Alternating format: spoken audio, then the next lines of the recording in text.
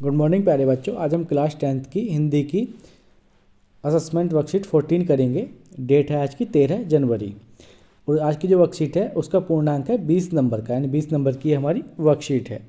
Number किस किस तरीके से हैं, एक से जो 5 प्रश्न 1 से 5 तक 2 अंकों के हैं, ठीक है, और 6 और 7 जो हैं 5 अंकों के प्रश्न दिए गए हैं। तो शुरू करते हैं आज की वर्कशीट को। सबसे पहले दिया गया है यहाँ पर एक गद्यांश दिया गया है, हमें उसे पढ़ना है और प्रश्नों के उत्तर देने हैं। गद्यांश में क्या है, नमक मिर्च छिड़क दिए जाने से ताजे खीरे की पनियाती फांके, पनियाती मतलब जिनसे पानी आने लगता है, फांके देखकर पानी मुंह में जरूर आ रहा था, लेकिन इनकार कर चुके थे। आत्मसम्मान निभाना ही उचित समझा, उत्तर दिया शुक्रिया। इस वक्त तलब महसूस नहीं हो रही, मेधावी जरा कमज़ोर है, किबला शोक फरमाए। नवाब साहब ने सतृष्ण आंखों से नमक मिर्च के संयोग से चमकती खीरे की फांकों की ओर देखा। खिड़की के बाहर देखकर दीर्घ निश्वास लिया। खीरे की एक फांक उठाकर होठों तक ले गए, फांक को सूंघा।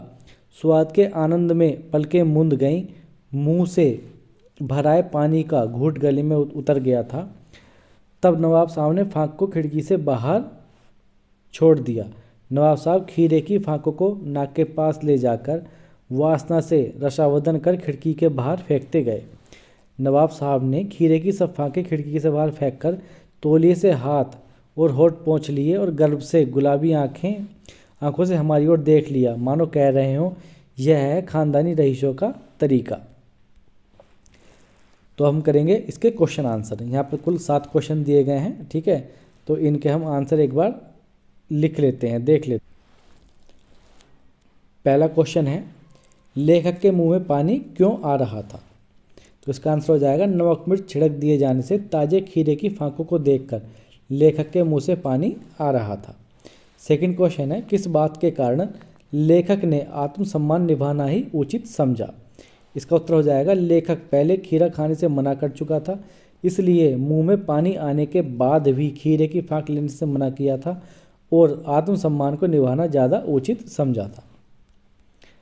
नेक्स्ट क्वेश्चन है हमारा, थर्ड क्वेश्चन है, नवाब साहब खीरे को खिड़की से बाहर फेंकने से पूर्व क्या करते थे? तो इसका आंसर हो जाएगा, नवाब साहब खीरे की फांक को उठाकर अपने होठों तक ले जाते थे, उसे सूंघते थे, उसके स्वाद के आनंद से मुंह में भर गए पानी के घूंट को गले में से उतारकर खीरे की फांक को खिड़की से बाहर फेंक देते थे।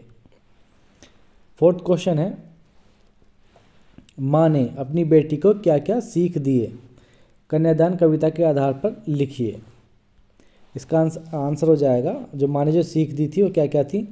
पहला, अपनी सुंदरता पर कभी घमंड मत करना, क्योंकि आग रोटियां सेकने के लिए होती है, किसी के जलने के लिए नहीं। दूसरा, वस्त्र आभूषण में अपने आप को खो मत देना। तीसरा, अपने नारी गुणों को बनाए रखना, लेकिन स्वयं को इतना कमज़ोर मत बनाना कि कोई तुम्हारे ऊपर अन्याय अत्याचार कर पाए। तो ये सीख दी थी माँ ने।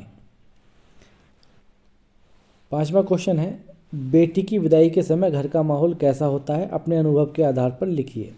बेटी की विदाई के समय घर का माहौल भावुकता से भरा होता है। जब बेटी विदा होने वाली होती है तो सभी की आंखों में आंसू आ जाते हैं। छठा क्वेश्चन है, कोविड के बचाव के लिए 20 से 25 शब्दों में एक विज्ञापन लिखिए। कोविड एक संक्रामक बीमारी है, जागरूकता के द्वारा ही इस बीमारी से बचा जा सकता है, इसलिए मास्क पहन कर रखें, अपने हाथों को बार बार साफ पानी से धुलते रहें और सामाजिक दूरी बनाकर रखें। लास्ट क्वेश्चन है हमारा आज की वर्कशीट का, नववर्ष की शुभकामनाएं देते हुए अपने मित्र को संदेश लिखिए।